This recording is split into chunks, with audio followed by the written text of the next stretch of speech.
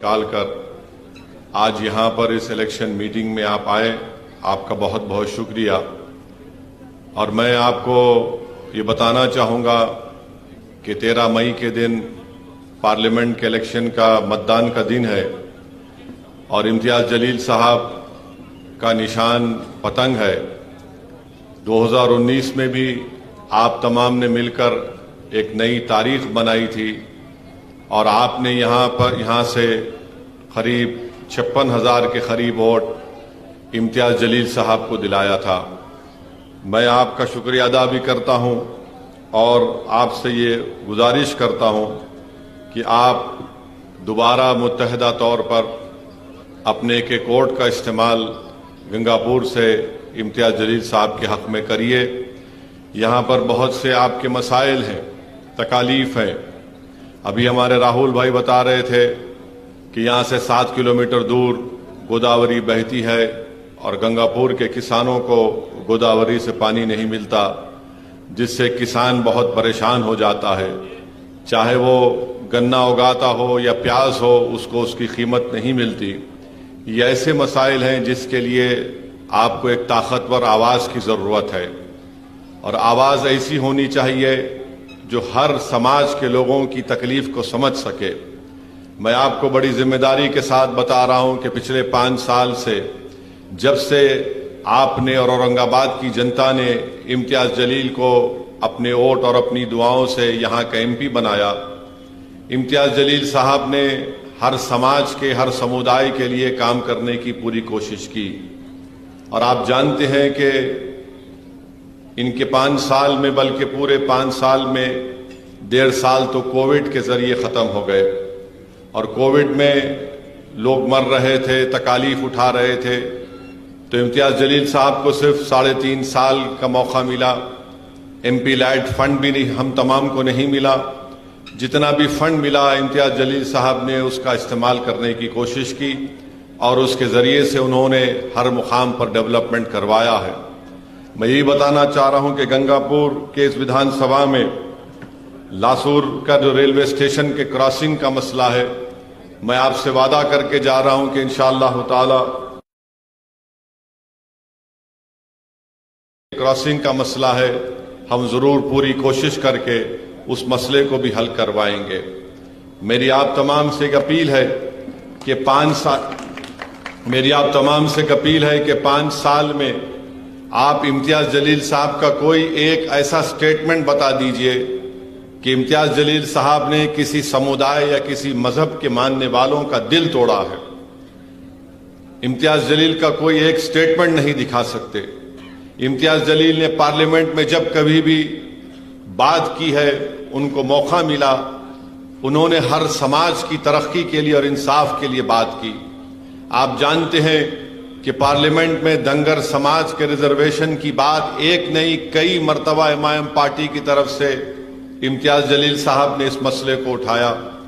Parliament का आखिरी session हो रहा था जनवरी में, उसमें आप देख लीजिए इम्तियाज़ जलील की वो तकरीर है, वो स्पीच है जिसमें इम्तियाज़ जलील ने धनगर समाज से इंसाफ का मुतालबा किया। बल्कि इम्तियाज़ जलील ने अपनी स्पीच में बताया कि कैसे BJP हो या शिवसेना हो या राष्ट्रवादी हो या कांग्रेस हो, इन्होंने धनगर समाज को सिर्फ उनके वोट हासिल करने के लिए इस्तेमाल किया, मगर उनसे इंसाफ नहीं किया। सामाजिक न्याय की बात सब लोग करते हैं, मगर उसको जमीन पर अमल करना, उसके ऊपर अमली जामेनामा पहनाने का काम अगर कोई कर रही है तो पार्टी MIM पार्टी है। वहीं पर इम्तियाज़ जलील ने मराठा समाज के रिजर्व आरक्षण की बात की। वहीं पर इम्तियाज़ जलील ने अल्पसंख्यक समाज के मुसलमानों के आरक्षण का मसला उठाया कि किस तरह महमूद रहमान कमेटी की रिपोर्ट को बॉम्बे हाई कोर्ट ने कबूल किया था। मेरे भाई, मेरे बुजुर्गों, मेरी इज्जतदार माँ और बहनों, ये आपके MP की मेहनत रही है। और 20 साल से जिस पार्टी का MP जीत कर आ रहा था औरंगाबाद की जनता के वोटों से, वो जब कभी भी अपनी जबान से कुछ बोलते, अनाप शनाबी बकते थे, वो दिल तोड़ने की बात करते थे, वो घरों में नफरत की दीवार उठाने की बात करते थे, मगर इम्तियाज़ जलील ने वो काम नहीं किया। अब आप देख रहे हैं कि 2 शिवसेना दो राष्ट्रवादी, एक बीजेपी, एक कांग्रेस, ये 6-6 मिलकर इम्तियाज जलील की कामयाबी को रोकने के लिए आ रहे हैं। ये जान चुके हैं कि अकेले नहीं मुकाबला कर सकते, इम्तियाज जलील को रोक नहीं सकते। तो दोनों शिवसेना, दोनों राष्ट्रवादी, एक कांग्रेस, एक बीजेपी मिलकर ये कोशिश कर रहे हैं कि इम्तियाज जलील की कामयाबी को रोका जाए। एक शिवसेना का 20 साल से जिसको औरंगाबाद की जनता ने अपनी खिदमत करने के लिए एमपी बनाया, वो आज कह रहा है कि भाइयों बहनों मेरा आखिरी इलेक्शन है, मेरी मदद कर दो। मैं उससे कहना चाह रहा हूं तेरा आखिरी इलेक्शन 2019 में हो चुका है, अब कोई तेरा आखिरी इलेक्शन नहीं है। 20 साल तुमको औरंगाबाद की जनता ने मौका दिया, 20 साल की शादी हो जाती, तुम 20 साल में कुछ भी नहीं कर सके औरंगाबाद के लिए। अगर हम उनके 20 साल के स्टेटमेंट को निकालेंगे, एक से एक वाहियात किस्म की बातें उन्होंने की, नफरत की बातें की। मगर एक बात तो है कि इम्तियाज जलील को आपने कामयाब किया, धनगर समाज ने किया, दलित समाज ने किया, मातंग समाज ने किया। इम्तियाज जलील को मराठाओं ने वोट दिया, गरीबों ने वोट दिया, बंजारों ने वोट दिया, अल्पसंख्यक समाज, मुसलमानों ने, सिखों ने, ईसाई ने वोट दिया। तो 5 साल में शिवसेना का ये उम्मीदवार जो आज खड़ा है, वो इम्तियाज जलील के नक्शे कदम पर अब चलना शुरू कर दिया। कैसे चल रहा है इम्तियाज जलील के नक्शे कदम पर? अब जहां कहीं भी जा रहा कह रहा है, ए भाई हिंदू, मुसलमान, सिख, ईसाई सब मेरे को वोट दो। तो इम्तियाज जलील ने उसको पहला सबक सिखा दिया कि औरंगाबाद की जनता अब नफरत को कबूल करने वाली नहीं है। और औरंगाबाद की जनता, मुझे यकीन है कि दोबारा यहां से इम्तियाज जलील को भारी अक्सरियत से, भारी मेजॉरिटी से दोबारा अपना एमपी बनाकर भारत की सबसे बड़ी पंचायत पार्लियामेंट में भेजाएगी, ताकि औरंगाबाद में जो डेवलपमेंट का काम करवाना है, मैं आपको यकीनन आपको वादा कर रहा हूं कि आपका हर काम इंशाअल्लाह ताला मुकम्मल होगा। इम्तियाज जलील एक बेहतरीन मेंबर ऑफ पार्लियामेंट साबित हुए हैं। मैं आपको बता रहा हूं कि भारत की पार्लियामेंट में जो सीनियर पार्लियामेंटेरियन है, जो 5-5, 6-6 मरतबा जीत कर आए, वो मुझसे आकर कहते हैं कि हमको ताजुब होता है कि पहली मरतबा ये जीत कर आया और इतनी अच्छी बात कैसे करता है कि 5-6 मिनट में वो पूरी अपनी बात को रख देता है। तो ये काबिलियत है इम्तियाज जलील की। और अगर Imtiaz Jaleel member of parliament बना तो ये आप लोगों की दुआ और आपकी वोट से बना। औरंगाबाद से इम्तियाज जलील को आपने कामयाब किया, तो ये इम्तियाज जलील की सिर्फ पर्सनल या जाती कामयाबी नहीं है, ये औरंगाबाद की वो जनता की कामयाबी है जो अमन चाहती है। ये औरंगाबाद की वो जनता की कामयाबी है जो जुल्म को बर्दाश्त नहीं करती, बल्कि मजलूमों से इंसाफ का मुतालबा करती है। इम्तियाज जलील की जाती कामयाबी नहीं है, बल्कि उन लोगों की कामयाबी है जो सामाजिक न्याय को देखना चाहते हैं कि औरंगाबाद में सामाजिक न्याय हो। ये उन लोगों की कामयाबी है जो औरंगाबाद में किसान आज परेशान है, खुदकशी कर रहा है, उसके ताल्लुक से कोई बात नहीं कर रहा है। और आपको एक और बात बता रहा हूं कि महाराष्ट्र की सियासत में, महाराष्ट्र के पॉलिटिक्स में सब लोगों ने अपने कपड़े ऐसा बदल दिए जैसा कि सुबह में एक कपड़ा एक पार्टी का, दोपहर में एक कपड़ा एक पार्टी का, शाम में एक कपड़ा एक पार्टी का, सुबह अब तक एक और कपड़ा पहन लेते हैं। मगर इम्तियाज जलील में वो बात नहीं है। इम्तियाज जलील जिस पार्टी से कामयाब हुआ, इम्तियाज जलील उसी पार्टी के तहत रहकर काम किया। आप देखते जाइए कि ऐसा कभी कभी जब टीवी पे, अखबार में फोटो देखकर या नाम देखकर पढ़ता हूं तो मुझे पूछना पड़ता है इम्तियाज जलील से कौन सी पार्टी में अभी है। तो इम्तियाज जलील बोलते हैं, असद भाई कल शाम तक यहां था, आज यहां पर चला गया। आप बताओ ये कोई राजनीति करने का तरीका है? ये गरीबों की खिदमत करने का तरीका है? ये किसानों से इंसाफ दिलाने का तरीका है? ये दंगरों को उनका सामाजिक न्याय या मुकाम दिलाने का तरीका? अरे तुम ना दंगर के हो, ना तुम दलित के हो, ना तुम मुसलमान के हो, ना तुम किसान के हो, तुम किसी के नहीं हो। तुम सिर्फ सत्ता के भूखे हो और तुम दौलत के पुजारी हो। तुम अवाम के दोस्त नहीं हो, अवाम के खादिम नहीं हो। इसीलिए आज आप देख रहे हैं कि तमाशा बन चुका है पूरे महाराष्ट्र की राजनीति में। मगर मुझे महाराष्ट्र की जनता पर पूरा भरोसा है। महाराष्ट्र की जनता ऐसे जोकरों को वोट नहीं देगी। महाराष्ट्र की जनता ऐसे उम्मीदवार को वोट देगी जो बोला उसने काम किया, जिसको वोट दिया वो उसके पार्टी के साथ वाबस्ता रहकर उसने काम किया। इम्तियाज जलील को आप देखते हैं, दूसरे जो हैं तो ऐसा है कि कभी इधर कुलाटी मार रहे, कभी उधर कुलाटी मार रहे। समझ में नहीं आता कि इन लोगों की कुलाटियों को देखकर बंदर भी शर्मा जाता होगा कि कितने कुलाटी मार लिए लोग, कि कोई पार्टी में कहां पर है नहीं मालूम, इधर टिकट नहीं मिला, उधर गिर गए, उधर नहीं मिला, उधर चले गए। अरे किस्सा क्या है रे भाई, रुक तो जा, कम से कम सोच इन गरीबों का क्या हो रहा। किसान मर रहे हैं, लोग परेशान हैं, महंगाई आसमान को छू रही है, कोई किसी की बात नहीं कर रहा है। करप्शन का स्कैंडल है, वो बोलते मित्रों के पास चले जाओ, उनकी चाय पियो, तुम साफ हो जाते हो। आखिर कैसा होगा बताइए फिर आप, फिर गरीब किसको वोट दे। और ऊपर से आप देखते हैं कि इलेक्टोरल बॉन्ड का मसला हो गया, इलेक्टोरल बॉन्ड निकाले गए। आपको जानकर ताज्जुब होगा, तकलीफ होगी कि 8,000 करोड़ सिर्फ बीजेपी नरेंद्र मोदी को मिले, और मोदी बोलते हैं मैं ना खाऊंगा ना खाने दूंगा। अच्छा ठीक है, नहीं खाए नहीं खाने देंगे अलग बात है। 8,000 करोड़ लेकर जिस किसी ने उनको 8,000 करोड़ दिए, मोदी जी ने उनको डबल में इनाम दिया, कॉन्ट्रैक्ट दे दिया, तू ये कर ले, तू वो कर ले। अरे क्या आप दिल्ली के बादशाह है, फरमान जारी करके जागीर बांट रहे, तू एयरपोर्ट ले ले, तू वो स्लम को डेवलप कर ले, तू वो रोड बना दे। और आप जानते हैं अगर कोई बड़ा सेठ किसी सियासतदान को, नेता को पैसे देता है तो अपनी अम्मा के मरने के गम में नहीं देता, अपने बाप के मरने के गम में नहीं देता। वो क्यों देता है पैसे? जब एक हाथ देता है तो बोलता है कि 5 हाथ मेरे को वापस देना। 8,000 करोड़ बीजेपी को मिले, 8,000 करोड़।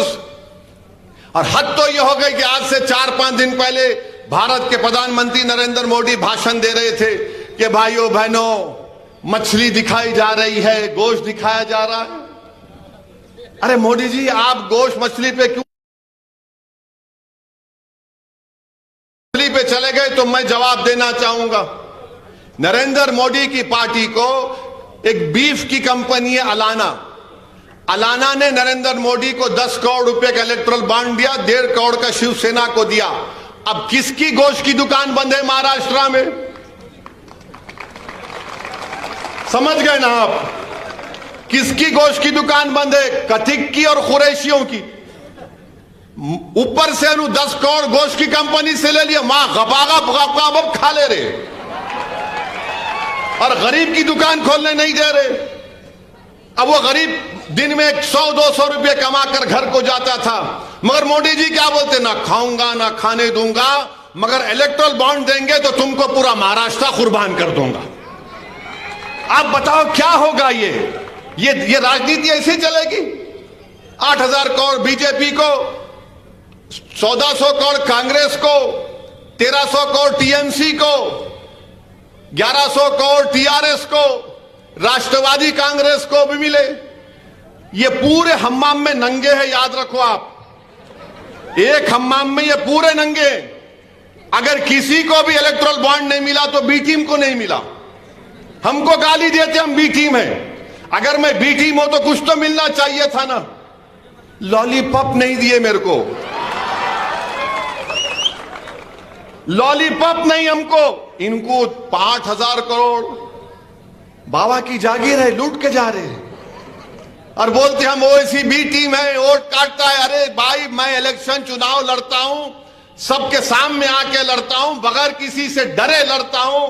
मेरी जान पर कई मर्तबा हमला हुआ, गाड़ी पर गोलियां चली, मगर हम बिकने वाले नहीं हैं दौलत के आगे। ना हम दौलत के आगे बिकने वाले हैं, ना हम ताकत के आगे झुकने वाले हैं। ये एमआईएम पार्टी है। और दूसरे देखे तो आप सब बिक गए, उन्होंने खरीद रहे, सेठ साहब खरीद रहे, ले कितना लेता ले, बोल लगा, तेरी बोली कितनी है बोल। हर्राज हो रहा है पॉलिटिशियंस का इलेक्टोरल बॉन्ड के नाम पर। सब लोग अपना जमीर बेच चुके हैं, और जब आकर ये लोग गरीबों की बात करते हैं तो उनको आईने में जाकर अपना चेहरा देखना पड़ेगा कि तुम क्या गरीबों से मोहब्बत करते, जब उनका खून चूसने वालों से तुम पैसे ले रहे हो। मेरे अजीज दोस्तों और बुजुर्गों, मेरी इज्जतदार मां और बहनों, हम आपसे अपील कर रहे हैं कि 13 मई के दिन सुबह के अवलीन सातों में आप निकलिए। अच्छा, बीजेपी, राष्ट्रवादी कांग्रेस, शिवसेना एक बात बोलते, 370 निकाल दिए, चलिए अच्छा करा, निकाल दिया। मेरे एक सवाल का जवाब दो। 370 के बाद क्या आता? 371 आता है ना। महाराष्ट्र में मराठवाड़ा रीजनल बोर्ड है, हमारे जर्नलिस्ट लोग हैं, 2020 से बोर्ड नहीं है, 2020 से चेयरमैन नहीं है, मगर 370 निकाले। अरे जो रीजनल बोर्ड मराठवाड़ा के डेवलपमेंट के लिए बनाया गया वो कहां गया? उसके मेंबर कहां गए? उसका चेयरमैन कहां गया? उसका पैसा कहां गया? अरे उद्धव ठाकरे तुम मुख्यमंत्री, तुम्हारे राइट हैंड पे उस वक्त अशोक राव थे, अब बीजेपी में चले गए, लेफ्ट हैंड पे अजीत पवार थे, अब उधर भाग गए। तो 371 के तहत मराठवाड़ा विदर्भा का रीजनल बोर्ड क्या हुआ? एक मेंबर नहीं है, चेयरमैन नहीं है, 2-2 साल हो गए, 3 साल हो गए, उसका पता ही नहीं है, मगर सब बोलते 370। 371 का क्या होगा बताओ? 371 अगर रीजनल बोर्ड रहेगा तो आप फैसला करेंगे कि मराठवाड़ा का पैसा कहां पर खर्चा होगा। यह इनकी राजनीति है। इसीलिए कह रहा हूं इस हम्माम में सब नंगे, मराठवाड़ा का रीजनल बोर्ड, विदर्भा का रीजनल बोर्ड, मगर सब बोलते जय महाराष्ट्र। अरे जय महाराष्ट्र बोले तो फिर 371 का क्या होगा? अब आप आ जाइए उद्धव ठाकरे, CAA का कानून बन रहा था, क्या उद्धव ठाकरे ने मोदी का साथ नहीं दिया? CAA का कानून बन रहा था, उद्धव ठाकरे मोदी का साथ दिए, और CAA का कानून NPR NRC से जोड़कर देखना पड़ेगा, इससे अलग नहीं कर सकते। यह सिटीजनशिप कानून के तहत NPR NRC है। अब बीजेपी बोलेंगे नहीं। मैंने अमित शाह से पूछा था, वीडियो जी NPR NRC होके रहेगा तो क्या झूठ है? बोलो अमित शाह ने झूठ बोला तो कल पार्लियामेंट में प्रिविलेज मोशन डालूंगा अमित शाह के खिलाफ के झूठ बोले तो पार्लियामेंट को। आप CAA का साथ दिए उद्धव ठाकरे, और NPR NRC होगा तो याद रखो NPR NRC होगा। ये लोग इस देश में NPR NRC कराकर दलित समाज को, गरीब समाज को, अल्पसंख्यक समाज, मुसलमान को, किसानों को, बहरहाल जितने गरीब हैं, अगर यहां पर इस इलाके में किसी गवर्नमेंट के दफ्तर पर NPR NRC के तहत एक नाम लिखा जाएगा, राहुल नाम लिख दिए हमारे भाई का, तो कोई भी संघ परिवार का आदमी जाके बोलेगा राहुल भारत का नागरिक नहीं है, वो राहुल को बताना पड़ेगा कि वो भारत का नागरिक है। राहुल के ऊपर बर्डन ऑफ प्रूफ आ जाएगा, और राहुल को बताना पड़ेगा कि दादा का, उसके दादा का बर्थ सर्टिफिकेट कहां से लाएगा राहुल। भारत में कितने लोगों के पास पासपोर्ट है? 6 या 7% लोगों के लिए पासपोर्ट है, और आप समझते आधार कार्ड सिटीजनशिप का प्रूफ है? नहीं, आधार कार्ड के पीछे लिखा हुआ है कि यह भारत की सिटीजनशिप का प्रूफ नहीं है। वोटर लिस्ट में नाम सिटीजनशिप का प्रूफ नहीं है। CAA की तारीफ उद्धव ठाकरे ने की, अब उद्धव ठाकरे आके बोल रहे मैं सेक्युलर हो गया। ये कैसे सेक्युलर हो गए भाई आप? कहां से सेक्युलर हो गए आप? और कांग्रेस, राष्ट्रवादी शरद पवार की उनके साथ बैठी हुई है, चीचा एक तरफ, भतीजा एक तरफ। अरे सबको बेवकूफ बना रहे हैं लोग, अंकल एक तरफ, उन्हों एक तरफ, और गाली किसको दे रहे? पूरे मिलके। बीजेपी बोलती है आतंकवादियों का साथी है, हम भी टीम है। ट्रिपल तलाक का मसला है, उद्धव ठाकरे साथ दिए बीजेपी का। ट्रिपल तलाक का कानून मोदी जी बोलते मुस्लिम महिलाओं के लिए बड़ा इंसाफ की बात है, इंसाफ की बात नहीं, नाइंसाफी की बात है। अगर कोई मुस्लिम महिला को कोई मुसलमान ट्रिपल तलाक देता है तो मैं कहा हूं गुनाहगार है, वो गुनाहगार है, मगर जब वो देता है अब उस औरत को बताना पड़ेगा कोर्ट को जाकर के ये पागल बेवकूफ ने मुझे ट्रिपल तलाक दिया। कौन जाकर उसकी ताईद में कोर्ट में खड़े रहेगा? अच्छा, मोदी जी को हम मोदी जी नहीं बोलेंगे, उनको अल्लामा फजीलतुल शेख मोदी बोलेंगे। क्यों बोलेंगे? जेल में कोई गया तो मोदी जी बोले तू जेल में जाएगा तो अपनी बीवी को पैसा भिजाना। अबे जेल में कौन देगा पैसे? मोदी जी बोल रहे दिमाग में आ गया, साइंटिस्ट है वो। अब मोदी जी बोल रहे कि वो ट्रिपल तलाक देता तो शादी नहीं टूटती, जब शादी नहीं टूटती तो गुनाह किस बात का, केस किस बात का? मगर मोदी जी फजीलतुल शेख है, अल्लामा है। अच्छा, उसको कोर्ट में सजा 2 या 3 साल की हो सकती। किसी और समुदाय के आदमी को अगर अपनी बीवी को इस तरह छोड़ता है तो 1 साल, यहां पर 2 या 3 साल। अब 2 साल 3 साल के बाद वो दीवाना निकलेगा तो क्या उसकी बीवी, हमारी बेटी जेल के सामने खड़े होना कि आ मैं तुझे कबूल कर लूं? 3 साल तक वो बच्ची इंतजार में रहना, उसका क्या पुरसाने हाल होगा।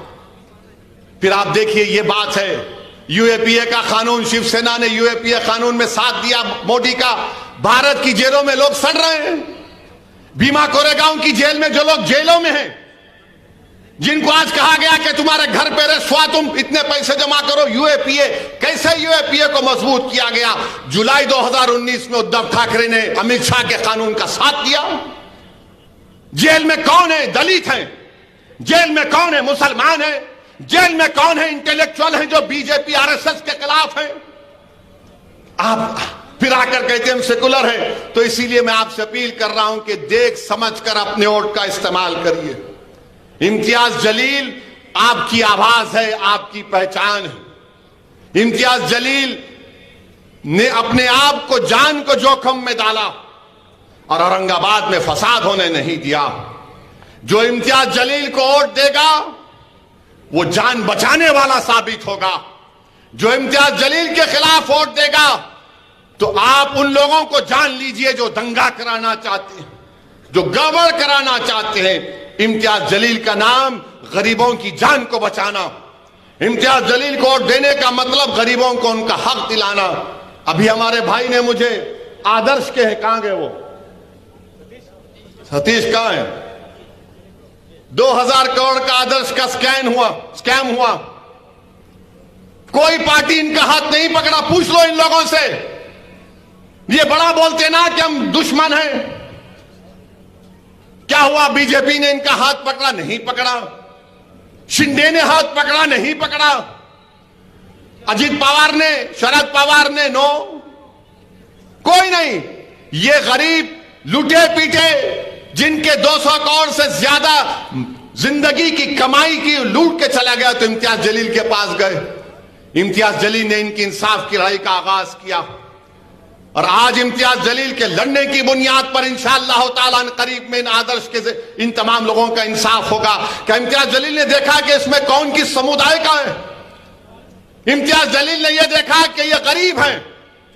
इनके आंसुओं को देखकर इम्तियाज जलील की आंख में आंसू आ गए। यह होना चाहिए। जो आपका एमपी होता है उसमें दर्द होना चाहिए, तकलीफ को महसूस करने का एक सलीका होना चाहिए। अरे ये तमाम लोग सिर्फ आपके वोट के भूखे हैं। इनको अगर 5 करोड़ का इलेक्ट्रल बॉन्ड कोई देगा तो अपना जमीर बेच देंगे, सब बेच देंगे अपने आप का। मगर इम्तियाज जलील रुका नहीं, झुका नहीं। और आज आदर्श वालों की लड़ाई इम्तियाज जलील लड़ रहा है। मेरे भाई, मेरी आपसे दमन गुजारिश है कि आप अपने एक एक वोट का सही इस्तेमाल करिए। और हद तो यह हो गई कि आज महाराष्ट्र हो या पूरा भारत हो, जो जो गरीब नौजवान है उनसे पूछो आप, उनको सबसे ज्यादा परेशानी नौकरी की है। मीडिया के लोग हैं, बोलेंगे नहीं, इनको नहीं मालूम कल तक इनकी नौकरी रहेगी या नहीं रहेगी। बेरोजगारी नौजवानों का बहुत बड़ा चैलेंज है। हर नौजवान परेशान है, चाहे किसी मजहब और समुदाय का हो। तो बीजेपी के लोगों से पूछा गया, इनके आजमगढ़ यूपी के एमपी से मीडिया ने पूछा, ये अनएम्प्लॉयमेंट के बारे में तुमने कुछ नहीं किया। तो एमपी साहब का क्या बयान है, सुनो आप। ये कितने जीनियस है, देखो आप। एमपी साहब ने बयान दिया कि क्या करेंगे मोदी जी, इतने बच्चे पैदा कर रहे लोग। अबे तू कैसे पैदा हुआ? अम्मा की पेट से पैदा होना सब। अब एमपी साहब बोले मोदी जी क्या करेंगे, योगी जी क्या करेंगे? उन्होंने तो बच्चे नहीं पैदा किए, आप लोग पैदा कर रहे हैं, कहां से लाएंगे नौकरी? अरे वो नहीं पैदा की, हम उनकी इज्जत करते भाई, वो उनका फैसला होगा, हम क्यों मानेंगे उनके फैसले को?